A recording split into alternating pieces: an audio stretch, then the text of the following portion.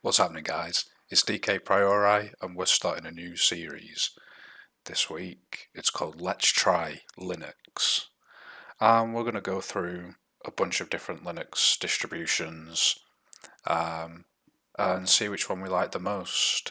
Because the story is, I'm getting a new laptop, and I've asked for the builders to not send me an operating system with it. I don't want one pre-installed. I'm sick of the bloatware that's associated with Windows when you pre-build. So especially sort of Windows 10, it comes with all these features that I don't like, but you can't get rid of. So sort of Cortana. I don't want Cortana. I never use it.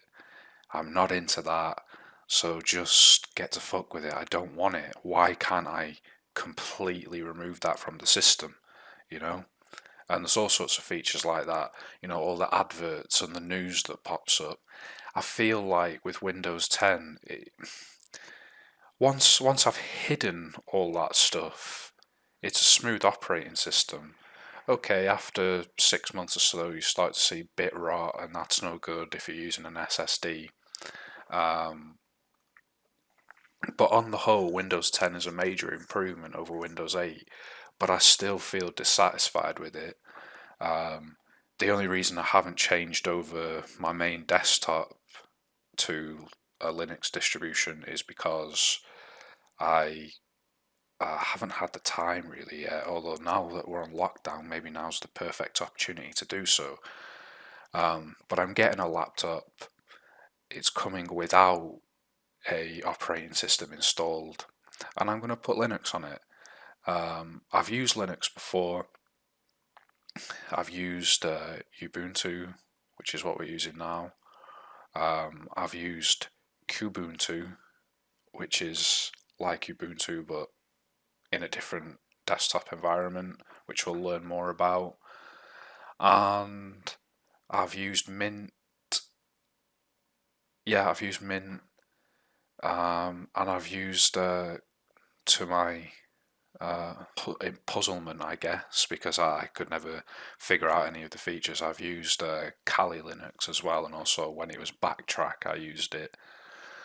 That's like a pen testing, security / hacking operating system. I never used it for any nefarious activities. I just wanted to have a poke around really, but I couldn't figure it out. It was too advanced for me. I'm no sort of hacker, so I left that one on the back burner. But anyway, we're going to get into this. Every Friday we'll have a new Linux operating system to test. I'm running this in a virtual machine. So yeah, it should be a good time. We should be able to get a good feel for the systems and see what the main features are and things like that, how they look, how they perform. Albeit we'll never get a true gauge of how they perform because I'm running it with limited resources. My PC is banging, but I don't want to allocate too much hardware to these virtual machines. So, for obvious reasons, I want to keep my Windows PC running nice and smoothly. That being said, for those of you that don't know what Linux is, because I'm no expert at Linux. I've used it on a few occasions. I know about it. I've got more experience with Linux than the average user. But you're not going to catch me firing up Arch Linux, which we'll talk about briefly later on. You're not going to catch me doing anything super advanced with these OSs. I'm just going to have a poke around and see how they feel, really. So these videos are going to be like basically for beginners, people that are curious about Linux but have never dipped their toe in. Hopefully these videos can help you to see what's out there, what's available, what's for you, and what's going to work best for your system.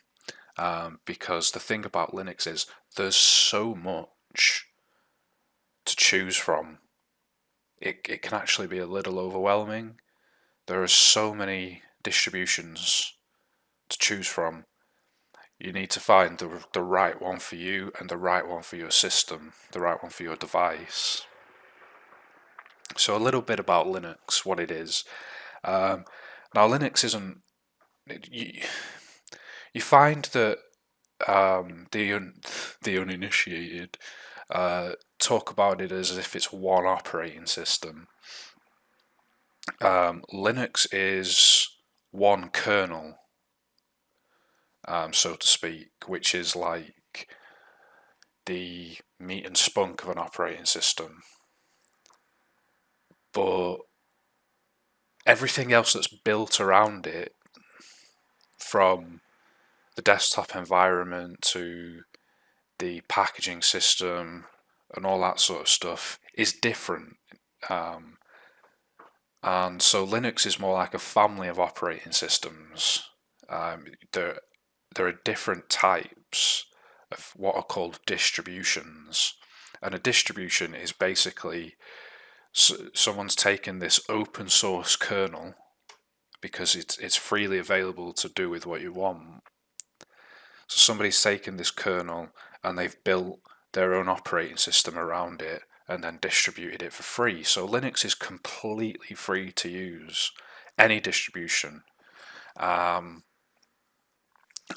all the programs that you get with it, all the packages and everything are free. There's nothing sort of proprietary going on, with, say, Windows. They've got the Office package, which you need to pay extra for. So you've just spent a fortune getting Windows, and then you need to pay an extra sort of yearly subscription to Microsoft Office to get those features.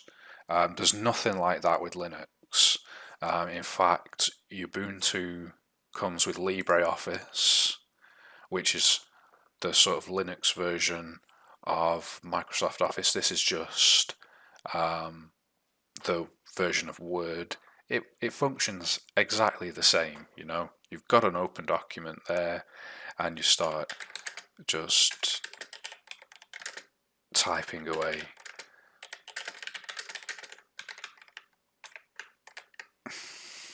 You see, it's all just the same stuff. It's just free. And so the philosophy, the core philosophy of any Linux distribution is to keep things as open and as free as possible. And the main benefits of getting your hands on a Linux distribution is that not only does it operate with this philosophy of freedom and transparency, but there's no bloatware, which is where, say, you buy a laptop from HP or Dell, it comes pre-installed with all this shit that you don't need, and it's really difficult to get rid of that shit that you don't need, and it starts on startup, and it bogs down your entire system. Yeah, a Linux distribution doesn't come with any of that stuff. It comes with what you need, and you can add to it. Simple as that. Secondly, the amount of distributions out there, I said it's overwhelming, but if you find the right one for you and the right one for your device, you can turn a 10, 15-year-old rig or laptop into something that performs really fast if you pick the right distribution and set it up the right way. Because the way the Linux kernel accesses hardware is completely different, and it's completely different to the way Windows does it. It's certainly different to the way Mac OS does it.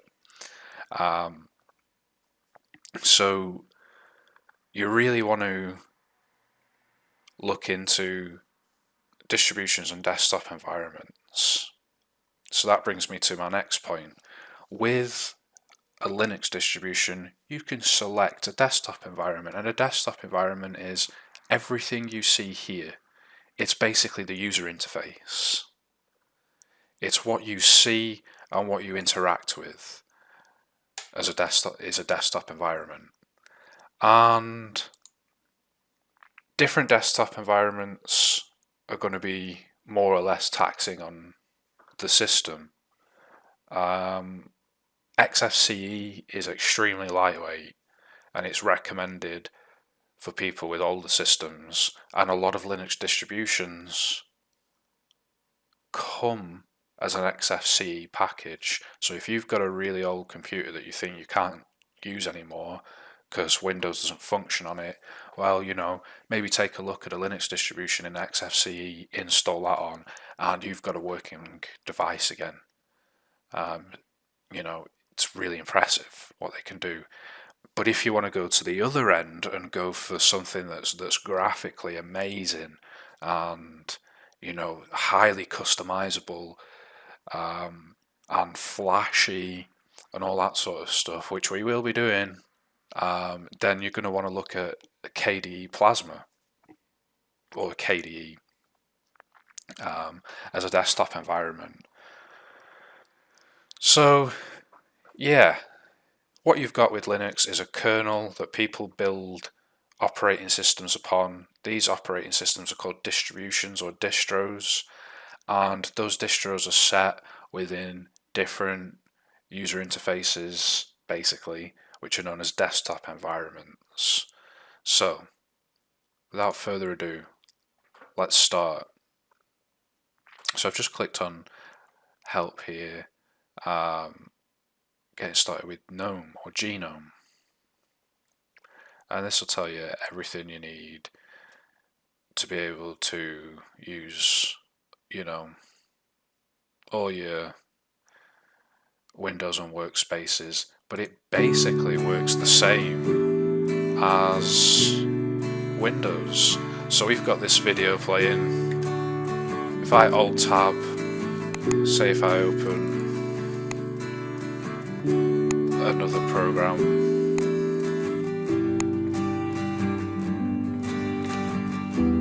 I can switch back to this video, no problem, from the home key and the tab. Exactly the same as Windows. Similarly, if I want to tile them, same as Windows, I can just tile them like that, drag them to the end, and they'll distribute themselves. So there's people will warn you against Linux. Oh, it's really difficult. Oh, there's a steep learning curve. No, there fucking isn't. What a load of shite. What a load of nonsense. The basic premise of these operating systems is that they're all easy to use. Yeah, okay. There might be a little bit more involved if you encounter a problem and you need to fix it. Well, there won't be the user interface or the resources to fix something the way that you can on Windows. You do it all through the terminal as a super user. So as you can see, this is the same as a command line console on Windows, but you'll use this a lot more on Linux if you want to. It's super quick. For example, if I type in top, I get my system specs, and I can watch everything that's going on right there. All the processes that are running, how much is being allocated to them, how much they're using in terms of CPU and memory. And up here we've got all the other stats as well. Available memory, used, memory in total, which I've allocated as 4 gigs of RAM. I've got 8 gig of RAM in this rig. Actually, no, I think I've got 16. I've got 16 gig of RAM in this rig, but I've only allocated 4 of it to the virtual machine because we're not doing anything too taxing. So we could make this a lot faster. We could make this perform a lot better if we wanted to, this virtual machine, just by tweaking a few things. And maybe I'll do a video about how I set my virtual machines up. And I use a program called VMware Workstation Player, which essentially plays a virtual machine. I prefer it now to. I used to use Oracle VirtualBox, but recently that has not been doing the trick for me. Frequent crashes, frequent failures, not installing my virtual machines properly, and I think that's a problem with Windows 10 more than a problem with the software. I think there's a disconnect or dissonance between Windows 10 at the moment in the state that it's in and VirtualBox. So I switched to Workstation Player and it's much smoother, not run into a single problem. So it's brilliant. So we'll close the terminal. This is the screen of sort of apps. We've got files, but of course it's all empty. You can't just look in to see if we can access any of our other files on here. Probably not. There's a good reason for that. You don't want to be, using a virtual machine, downloading some shady shit and it being able to overrun and go into your host. But yeah, the filing system works exactly the same as Windows again. Documents, downloads, desktop, music, pictures, videos, and trash, which is your recycling bin. It's all very familiar stuff. Go back into here, power statistics. What's that? That's just AC details, processor. We probably can't use that virtually. We would need to have this running in a full install. Okay, that's fine. See, I'm just exploring as well. I'm not an expert at all. I'm just going around seeing what is available. Thunderbird, haven't seen that for a while. System on Earth. So yeah, Ubuntu is probably the most powerful, the most popular, definitely not the most powerful, but it's the most popular of the Linux distributions, especially for those coming from Windows or Mac, which is weird because there are other distributions that we'll look at that are more similar to Mac OS or Windows. This is almost like a hybrid of both of them, really.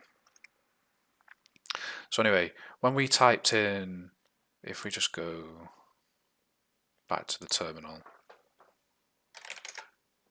do that, we've got a UI version of it as well, which will tell us everything that's going on the system, how much it's using of the CPU and everything.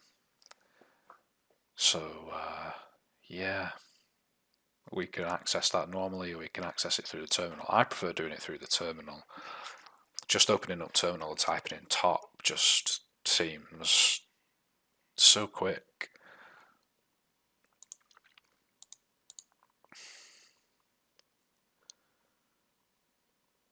So how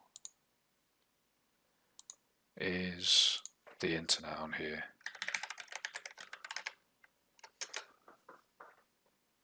Perfect.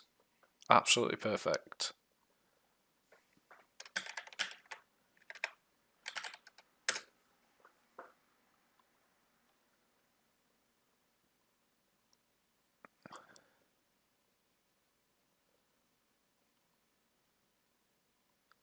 Sorry, I was just reading that. So the internet function's fine. It comes pre-installed with Firefox. You can of course change that. So the way you could do that one of two ways.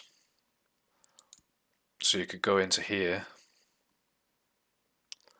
and here's all the things, you know, all the apps that you could want. Mine test game, it's like a Linux Minecraft, brilliant. So if we wanted to install Chrome, it'd be Chromium on Linux. That's the like totally open source version of Chrome. We'd go to that, we'd hit install. But there is of course another way to do that through super user commands. So the way you would do that is you would head to your apps, open up a terminal, and then there'd be a command to type in. So as you can see, it literally tells you right there to run a command as administrator, user root, or use sudo command. Now sudo literally means super user do, and super user do is like your go-to installing shit with all the privileges and everything like that. And I should say, if you hit Control Alt and T, you can bring the terminal straight up. So that's, we'll do that again. Control Alt T, terminal straight up. Okay? Nice and simple. It's all coming back to me now. I used Ubuntu some time ago and it is all coming back to me slowly. Now we're going to install this via the terminal so you can see how it works. It's usually, if you're more familiar with Windows and Mac, it's probably best to do it through here, through Ubuntu software, but it's quicker to do it through the terminal. So we'll update.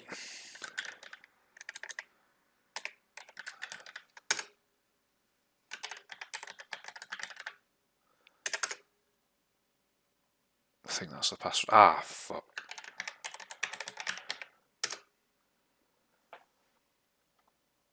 Done. That's the update done. So see how much more quicker and more stable that is than doing a Windows update. We just shoved in a literally sudo apt update, enter your password, done.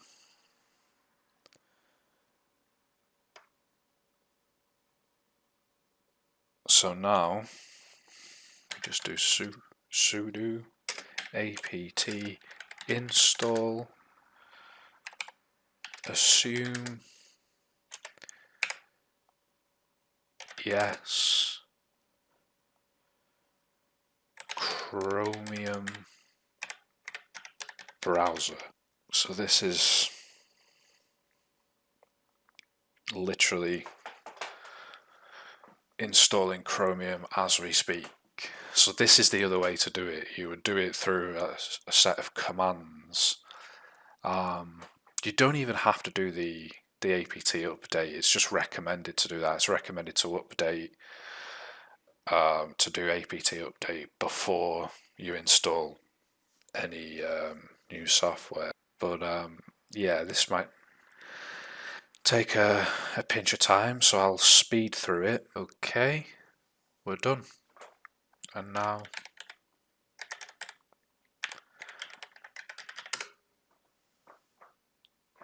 there you go. Type in Chromium browser in the terminal. It's open. We will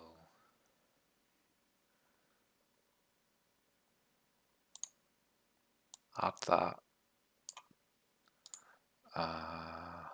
We'll add that as well, so we can just switch to it whenever we need, but Control-Alt-T is easy enough as well. I suppose that was rather unnecessary, but there you go. You've got a choice of browsers there. You've got the open source version of Chrome, which is Google Chromium, or you've got Firefox if you prefer. Now, what's the downside of Ubuntu? Well, I said earlier that Linux is all about free software, but Ubuntu allows for the installation of non-free stuff, and the Linux community don't like that so much because Linux is all about keeping things free and accessible. The desktop environment used to come in for a lot of criticism back in the days for being a resource hog. I think that's pretty much fixed now because I'm running this on 4 gig of RAM and we're not experiencing any issues whatsoever. This is performing nice and speedy. So maybe over the course of the later development, because they do release a new version of Ubuntu every 6 months, and there'll be a long-term support version of that as well, which they'll support for something like 2 years. Maybe they fix that, I don't know, or maybe that's still a valid criticism, but personally I've not run into any issues with performance running Ubuntu. The other criticism is more that the way people react to, sort of say, the way that the Linux community reacts to you being a Ubuntu user is sometimes a bit weird. Ubuntu is like your newbie distribution. That's why we started with it, because I would say if you're coming from Mac or Windows but want a fresh experience of what it's like to use Linux, then Ubuntu might be the way to go for you, because there's barely any learning curve to it. So it's one of those that's immediately accessible. So sometimes the elitists within the Linux community will be like, huh, you're using Ubuntu? And I just say fuck those guys. You use what you want. Like, the beauty of Linux is that there's a distribution out there for you, and if that happens to be Ubuntu, fuck those guys. Ignore them. They're jackasses. Overall, I've had a good experience with Ubuntu. It's been fast, it's been problem free, seen a few interesting things. So yeah, I've had a good time with it, and I hope you have too. So until next time, I'll see you on the flip side. I've been DK Priori, and this has been Ubuntu. Peace.